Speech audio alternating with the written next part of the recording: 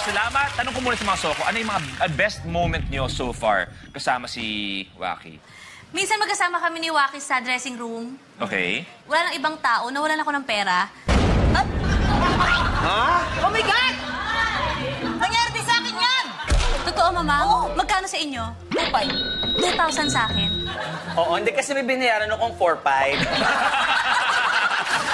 Mababalik ko naman pag nakaluwag. Hindi, ito, seryoso. Si Waki, ano yan, akala lang ng mga tao na laging nagpapatawa pero napakabuti ng puso niya, lalo sa pamilya niya at sa ibang tao, lalo pag malapit sa kanya yung tao. Maestro? Waki, halika, treat kita. Kain tayo sa labas. Kain kami. Nawala bigla. Bumalik. Ah, waiter, yung cheat. Binayaran na ho ni Waki. Ganyan ka. Iba. At yung treat kasi ay 4-5. Kuya Yani, ikaw? Papasyal kami ni Lenlen sa isang mall. May nakita akong t-shirt. Ganon yung mga tipo ng gusto niya na damit eh. Binili ko. Ginawa ka noon ni Lenlen. Para kanina yan? Kay Waki. Kayo ba? Hindi.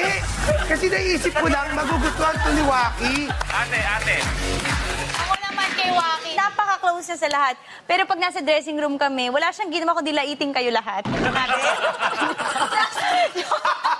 Hindi, joke lang. Ang pinaka-favorite ko na ginawa niya is, alam niya na may problema ako sa aking metabolism. Siya yung pinaka-laging concern, tapos binigyan pa niya ako ng gamot, tapos kinakamusta niya ako, ito gawin mo yan, huwag mo nang bayaran. Sige, sabihan mo lang, bibigyan pa rin kita. Para sa akin, ang best moment natin, indirectly, is nung nanalo ko ng I Can Do That.